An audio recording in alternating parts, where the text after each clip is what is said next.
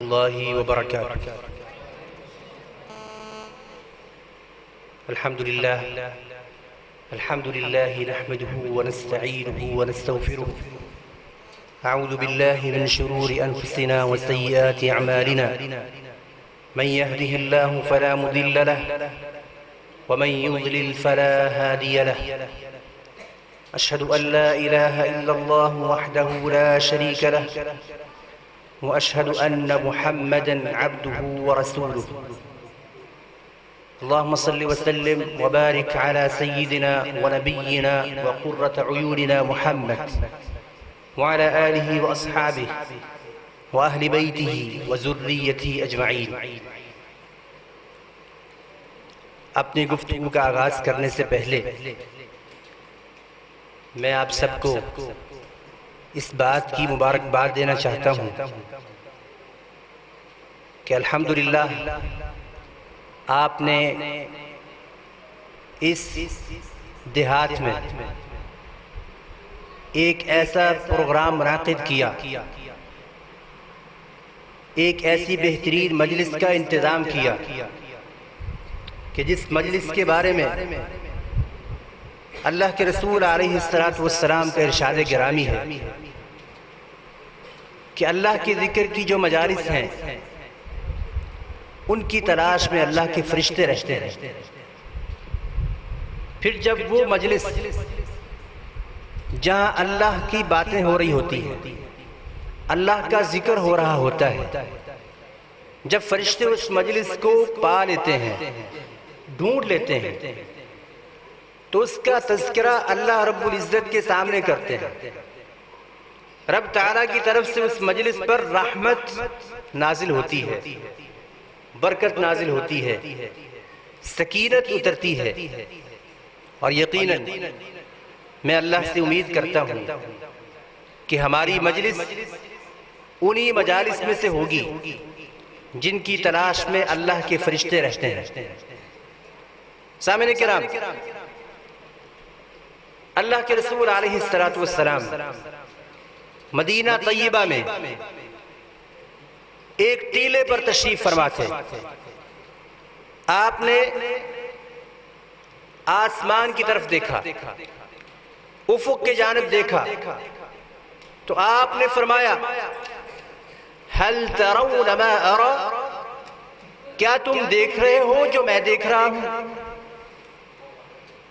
मैं देख रहा हूं फितने तुम्हारे ऊपर इस तरह बरस रहे हैं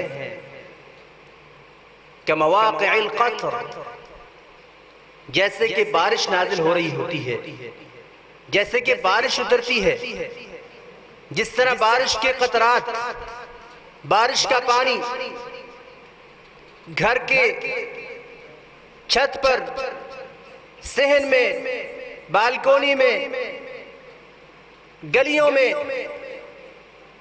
और हर जगह फैल जाता है, हर जगह गिरता है। इस तरह ही मैं देख रहा हूं कि फितने तुम्हारे ऊपर उतर रहे हैं। और इस तरह ही अल्लाह के रसूल अलैहिस्सलातु वस्सलाम को हुक्म दिया गया, या मुहम्मद सल्लल्लाहु अलैहि वसल्लम, कुल, आप ये पढ़िए, आप इन कलिमात के साथ दुआ कीजिए, अल्लाहुम्मा इन्नी अस्अलुका फ़िअलल खैरात व तर्कल मुनकरात। ऐ रब, मैं तुझसे सवाल करता हूं कि मैं अच्छे अच्छे काम करूं, मैं खैर वाले काम करूं, भलाई वाले काम करूं, नेकी वाले काम करूं। व तर्कल मुनकरात, और ऐ रब, मैं तुझसे सवाल करता हूं कि मैं बुराइयों को छोड़ दूं। व हुब्बल मसाकीन, और तुझसे मैं सवाल करता हूं कि मैं मिस्कीनों से मोहब्बत करने लग जाऊं, गरीबों से प्यार करूं। पढ़ते हैं ना हम, है मेरा काम गरीबों की हिमायत करना। ऐ रब, मैं दुआ करता हूं कि मैं गरीबों से, मिस्कीनों से मोहब्बत करूं। व इज़ा अरदत फितनत कौमिन, और ऐ रब, जब तू इस कौम में कोई फितना उतारने वाला हो कि किसी जगह अपना अजाब नाजिल करने वाला हो या कहीं कोई आजमाइश नाजिल होने वाली हो, फतवफ़्फ़नी इलैका गैर मफ्तून, तू मुझे फौत कर लेना और मुझे उस आजमाइश से दो चार न करना। बड़ी जामे दुआ है। फिर अल्लाह के रसूल अलैहिस्सलातु वस्सलाम ने फरमाया, तअव्वदू मिनल फितन मा ज़हर मिन्हा व मा बतन, अल्लाह से पनाह हासिल करो जाहिरी और बातिनी फितनों से। कुछ फितने हैं हमें नजर आते हैं, कुछ हैं जिनका हमें पता ही नहीं होता। फितना कहते किसे हैं? आजमाइश, दीन से मुताल्लिक आजमाइश, जान से मुताल्लिक आजमाइश, औलाद से मुताल्लिक आजमाइश, दीन और दुनिया से मुताल्लिक आजमाइश। आज हम माशरे की तरफ नजर दौड़ाएं, कितने फितने हैं, और सबसे बड़ा फितना हमारी जेब में है, मोबाइल। इंसान इसके जरिए किस कदर बड़े बड़े फितनों के शिकार हो जाता है। अभी वक्त नहीं है इस पर बात करने के हवाले से, लेकिन आप बेहतर जानते हैं और बहुत अच्छा जानते हैं कि इस मोबाइल के जरिए हम कितने फितनों के शिकार हो जाते हैं। इसके अलावा माशरे के अंदर किस कदर बुराइयां हैं, किस कदर आजमाइशें हैं, अब उनसे बचना कैसे है, किस तरह हम बच सकते हैं। फिर इस तरह ही उससे बड़ा फितना, इन फितनों में बड़ा फितना क्या है? वो लोग, वो अफराद जो अपने आप को खैर का दाई समझते हैं लेकिन वो खैर के दाई हैं नहीं। वो अपने आप को हिदायत के इमाम समझते हैं लेकिन वो हिदायत के इमाम हैं नहीं। उनको पहचानना कैसे है? उस वक्त अपने दीन को, ईमान को बचाना कैसे है? इसके तरीके हमें कुरान और सुन्नत ने बयान किए हैं। पहला तरीका क्या है कि अपने ईमान और अकीदे को मजबूत किया जाए। मा असाब मिन मुसीबतिन इल्ला बिइज़्निल्लाह व मन युमिन बिल्लाहि यहदी क़ल्बह। इंसान को कोई भी आजमाइश पहुंचती है, कोई भी मुसीबत पहुंचती है, किसी भी फितने का शिकार होता है, अल्लाह की इजाजत के बगैर नहीं हो सकता। व मन युमिन बिल्लाहि यहदी क़ल्बह, और जो अल्लाह पर ईमान रखता है अल्लाह उसके दिल को सीधा कर देता है। तो दिल सीधा कैसे होता है? अल्लाह पर ईमान लाने से, अपने रब पर यकीन रखने से, तवक्कुल करने से, अपने अकीदे को, ईमान को मजबूत करने से। और जब इंसान अपने दिल को अपने रब के हवाले कर देगा, अपने आप को अपने पैदा करने वाले के हवाले कर देगा और ये जान लेगा कि वही इलाह है, वही मालिक है, वही मुदब्बिर है, वही मुझे पालने वाला है, वही मुझे सब कुछ देने वाला है, उसके अलावा कोई और जाए पनाह है ही नहीं, और फिर इबादत के मुस्तहिक और इबादत के लायक भी वही है, उसके अलावा मैं किसी के सामने झोली नहीं फैला सकता। तो यकीनन आपका दिल सीधा हो जाएगा और अल्लाह ताला आपके दिल को फितनों के मौका पर रहनुमाई से नवाजेंगे और आप फितनों से बच जाएंगे। और इस तरह ही फितनों से बचने का बेहतरीन तरीका ये भी है कि इंसान अल्लाह के रसूल अलैहिस्सलातु वस्सलाम से रहनुमाई ले, कुरान से रहनुमाई ले। आपने फरमाया अलैकुम बिसुन्नती व सुन्नतिल खुलफाइर राशिदीन अल महदीयीन, और इस तरह ही फरमाया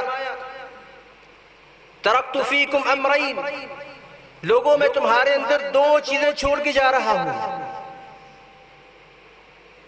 जब तक तुम उनको थाम लोगे, उनको पकड़े रखोगे, भटकोगे नहीं, गुमराह नहीं होगे। वो दो चीजें क्या है?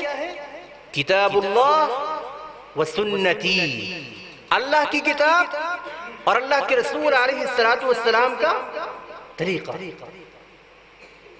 हम में से कितने हैं जो कुरान समझ के पढ़ते हैं?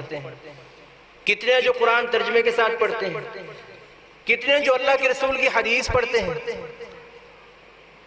और कुरान तर्जमे से पढ़ना इतना आसान है, इतना आसान है, और इस दौर में तो और भी आसान है। ये जो मोबाइल है, आप इसके अंदर भी तराजिम पढ़ सकते हैं। लाइब्रेरियां की लाइब्रेरियां हैं, आप उनको इस्तेमाल कर सकते हैं। अल्लाह ने इतनी आसानी कर दी है। पेपर की सूरत में, किताब की सूरत में आसानी से आपको तराजिम मिल जाते हैं, वहां से आप पढ़ सकते हैं। और कुछ गुमराह लोगों ने ये एक बात फैलाई हुई है कि अगर तुम खुद से कुरान पढ़ोगे तो गुमराह हो जाओगे। वो कुरान जो अल्लाह ने हिदायत बनाकर उतारा है, क्या उस कुरान को पढ़ के कोई गुमराह हो सकता है? जब अल्लाह ने अपने नबी पर कुरान उतारा और अल्लाह के रसूल ने सहाबा को कुरान पढ़ के सुनाया, उन्होंने कुरान समझा कि नहीं? बकरियों के चरवाहे थे, बकरियां चराते थे, ऊंट चराते थे। वो जो अपनी बेटियों को जिंदा दफन करते थे, मट्टी में दबा देते थे। वो जो सदियों पुरानी लड़ाइयों को जिंदा रखते थे, उन्होंने कुरान को समझ लिया कि नहीं समझ लिया? और फिर जिस कुरान को अल्लाह ने कहा वलक़द यस्सरनल कुरान लिज़िक्र फ़हल मिन मुद्दकिर, हमने कुरान को आसान बना दिया है, क्या कोई है इसके अंदर गौर फिक्र करने वाला? तो उस कुरान को कोई ये कहे कि अगर तुम पढ़ोगे तो गुमराह हो जाओगे, उस शख्स से बड़ा गुमराह कोई नहीं हो सकता। फिर इसी तरह ही हमें कुरान पढ़ना चाहिए। जहां समझ ना हो, आलिम से राब्ता करें, पूछें, अहले इल्म से गुफ्तगू करें, उनसे इस्तिफसार करें, पूछें, लेकिन दलाइल और बराहीन के साथ। लोगों की ये भी एक मसला होता है, लोग एतराज करते हैं, सवाल भी करते हैं कि हम किस आलिम से मसला पूछें, कैसे पूछें? इसका जवाब ये है, कुरान में अल्लाह ने फरमाया है फस्अलू अहल ज़िक्र इन कुंतुम ला तअलमून। अहले ज़िक्र से, अहले इल्म से, अहले ज़िक्र से मुराद वो जिनको वही का इल्म है, और वही से मुराद अल्लाह की किताब और अल्लाह के रसूल अलैहिस्सलातु वस्सलाम की अहादीस मुबारका। जिसको इसका इल्म है उससे पूछो। और सिर्फ पूछना ही नहीं है, बल्कि पूछना किसके साथ है? बिल बय्यिनाति वज़्ज़ुबुर, दलाइल के साथ, बराहीन के साथ। अगर कोई आलिम आपको कोई मसला बताता है, आप उससे अदब से कह सकते हैं कि मौलाना साहब आप मुझे इस पर दलील भी दे दें, कुरान और सुन्नत से इस पर क्या दलील है? ये सिर्फ उसकी अपनी राय है, उस आलिम की अपनी राय है, या इस राय के साथ कोई दलील भी है? आप इतना सा पूछ सकते हैं, इससे आपकी इल्म में इजाफा होगा। और हम समझते हैं कि शायद कुरान और सुन्नत पढ़ना सिर्फ मौलवी का काम है या सिर्फ आलिम का काम है। हम ये समझते हैं भाई कुरान और सुन्नत सबको पढ़ना चाहिए। किताब किसके लिए है? तमाम लोगों के लिए है कि नहीं? या सिर्फ मौलवियों के लिए है, या सिर्फ उलमा के लिए है? सबके लिए है ना। तो कुरान जब सबके लिए है तो सबको पढ़ना भी चाहिए। ये क्या हो गया कि है किताब सबके लिए लेकिन वो तर्जुमे के साथ ना पढ़े? क्या ये बात बनती है? हरगिज़ नहीं बनती। और फिर इस तरह ही हमें रहनुमाई कहां से मिलेगी? अल्लाह के रसूल अलैहिस्सलातु वस्सलाम की सीरत से, आपकी हदीस मुबारका से। अल्लाहु अकबर। आज के दौर में, ये दौर जिसको पढ़ा लिखा दौर कहा जाता है, अभी लोगों को माशाल्लाह समझ बूझ काफी ज्यादा है और बहुत अच्छी है। गांव देहात के लोग भी माशाल्लाह बड़ी अच्छी समझ बूझ रखते हैं आप, क्योंकि सोशल मीडिया का दौर है।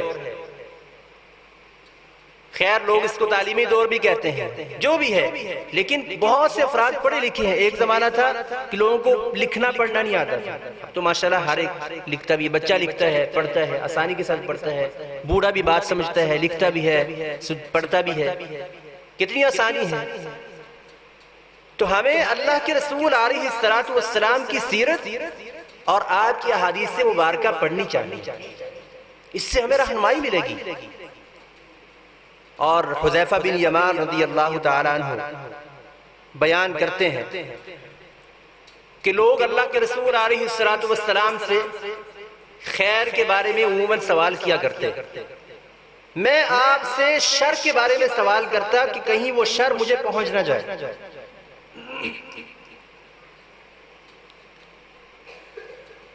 फितरों की बात हो रही थी कि इंसान फितरों से कैसे बच सकता है। उसी ज़िम्न में ये हदीस भी पेश कर रहा हूं कि जब इंसान दीन का इल्म हासिल करता है, दीन की तरफ जुस्तजू करता है, कोशिश करता है सीखने की, तो वो बहुत से फितनों से बच जाता है।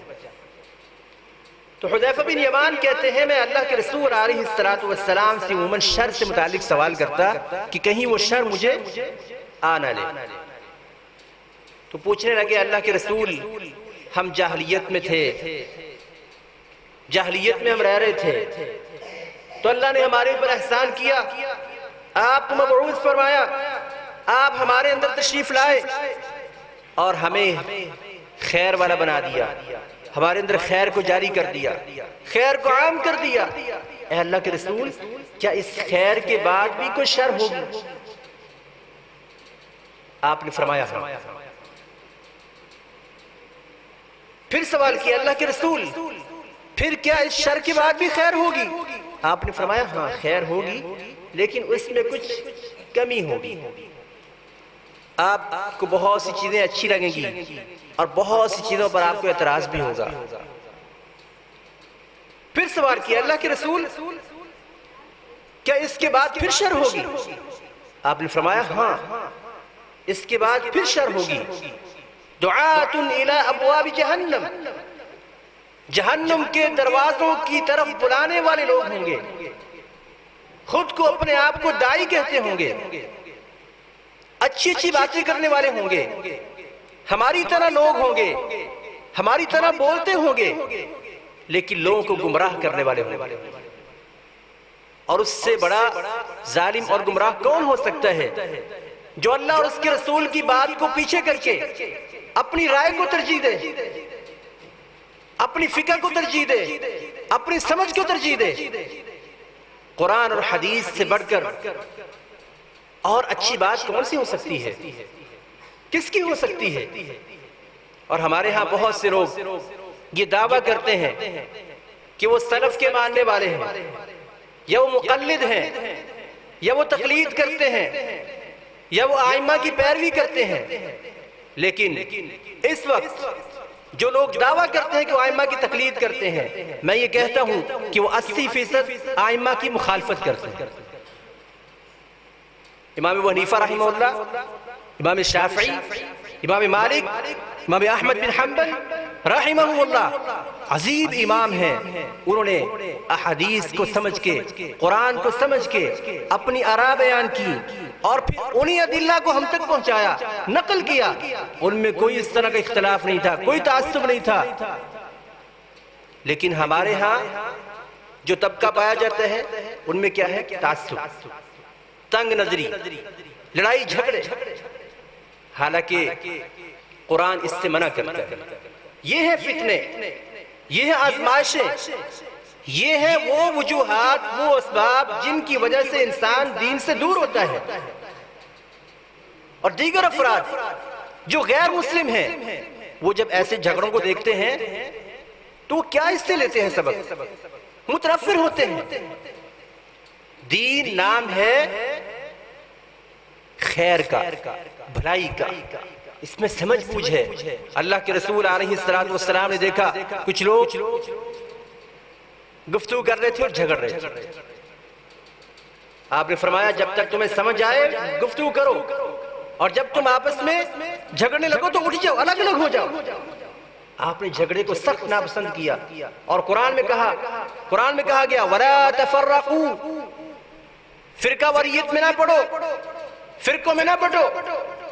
और हमारे यहाँ पाकिस्तान में जो फिरके हैं, पाकिस्तान में जो फिरके हैं कहां से बने हैं? आप 100 साल पीछे चले जाए, 200 साल पीछे चले जाए, आज इस वक्त जो फिरके मौजूद हैं हमारे यहाँ, इन फिरकों के आपको नाम नहीं मिलेंगे। क्या मिलेगा? कि इमाम अबू हनीफा रहमतुल्लाह का पैरोकार है, इमाम शाफी का पैरोकार है, अहमद बिन हम्बल का पैरोकार है, मालिकी है, इमाम मालिक का पैरोकार है, और उनमें भी कोई इख्तिलाफ नहीं था। अगर छोटा थोड़ा बहुत इख्तिलाफ था तो भी दलील की बिना पर कि इसके पास दलील ये है, ये हदीस है, इसने इस हदीस को इस तरह समझा है और इसने इस तरह समझा है। लेकिन हमारे यहाँ जो इख्तिलाफ है, ये इख्तिलाफ दरअसल डाला है अंग्रेज ने। अंग्रेज ने जब यहाँ पर कब्जा किया और कब्जा करने के लिए देखा कि मुसलमान उनके काबू में नहीं आ रहे, क्योंकि 1000 साल दौरे हुकूमत को खत्म करना आसान काम नहीं था। अंग्रेज ने क्या किया, हिंदू और मुसलमानों को आपस में लड़ाया, हिंदू मुस्लिम फसादात करवाए। फिर जब उसमें भी कामयाब नहीं हुआ, देखा कि मुसलमान तो अब भी जिहाद कर रहे हैं, तो फिर क्या किया, इनको आपस में लड़ाया, इनको आपस में लड़ा दिया। हमारे यहाँ हमारे इसी बर्रे सगीर में जिस तरह की लड़ाइयां हैं, पूरी दुनिया में आपको नजर नहीं आएगी। बर्रे सगीर से मुराद पाकिस्तान और इंडिया। बाहर रहा हूं मैं, अल्हम्दुलिल्लाह। एक क्लास में बहुत से ममालिक स्टूडेंट्स होते हैं और उनके क्या है, ये शाफी है, इसने शाफी मसलक पढ़ा हुआ है, इसने हम्बली पढ़ा हुआ है, इसने हनफी पढ़ा हुआ है, लेकिन बात करते हैं दलील के साथ। क्या दलील है उनके पास, कुरान और सुन्नत।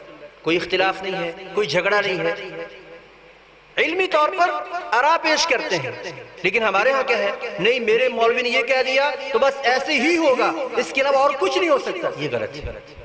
जबकि उन्हीं आइमा ने यह कहा है, अगर हमारी बात अल्लाह के रसूल की खबर से मुखालिफ हो, उससे टकराव रखती हो, तो हमारी बात को दीवार पे मारो और अल्लाह के रसूल अलैहिस्सलाम की बात को ले लो। क्यों?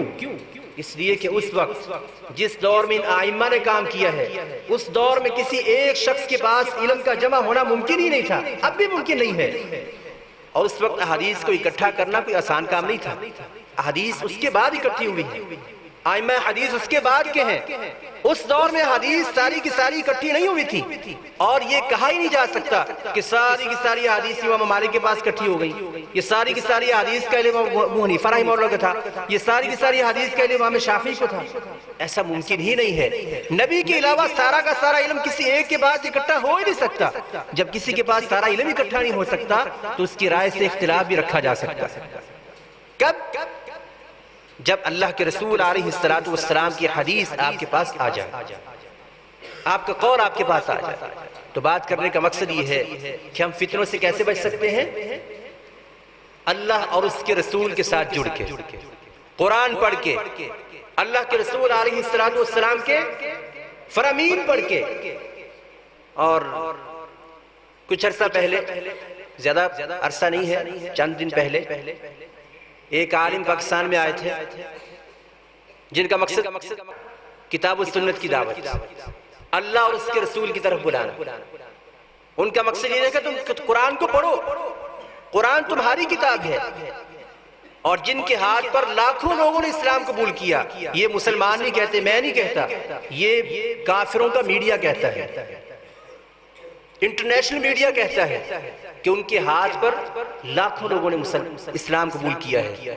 और बात 10 लाख भी कहते हैं, 10 लाख से ज्यादा भी बताते हैं, इतने लोगों ने इस्लाम कबूल किया है। और उस शख्स की दावत क्या है, अल्लाह की तरफ बुलाना, कुरान पढ़ने की तरफ बुलाना, अल्लाह के रसूल की सुन्नत की तरफ बुलाना। लेकिन कितने अफसोस की बात है कि पाकिस्तान के मुसलमान ऐसी अजीब मखलूक हैं कि उन्होंने उस पर भी इतराज़ात करना शुरू कर दी। पूरी दुनिया में किसी ने इतराज़ नहीं किया। जैसा कि इस्लाम सबसे ज्यादा शायद पाकिस्तान में ही है, और पाकिस्तान में इस्लाम सबसे ज्यादा देखें कैसा है, आपको दूधी जो है वो दूध में पानी डालता हुआ मिलेगा, तरह तरह की चीजें उसमें मिलाता हुआ मिलेगा। आपको बड़े बड़े हाजी साहब की दुकान मिलेगी, लेकिन वहां पर आपको कुछ खालिस चीज नहीं मिलेगी। ऐसा इस्लाम है पाकिस्तान में। झगड़ने वाला, जज्बातियत वाला, लाशऊरी वाला, बेफहमी वाला। तो लिहाजा हमें शऊर, तालीम, इल्म के साथ जुड़ना चाहिए। अब तो अल्हम्दुलिल्लाह, जैसा कि मैंने आपसे पहले कहा कि इल्म हासिल करना कोई मुश्किल नहीं है। हर एक पढ़ सकता है।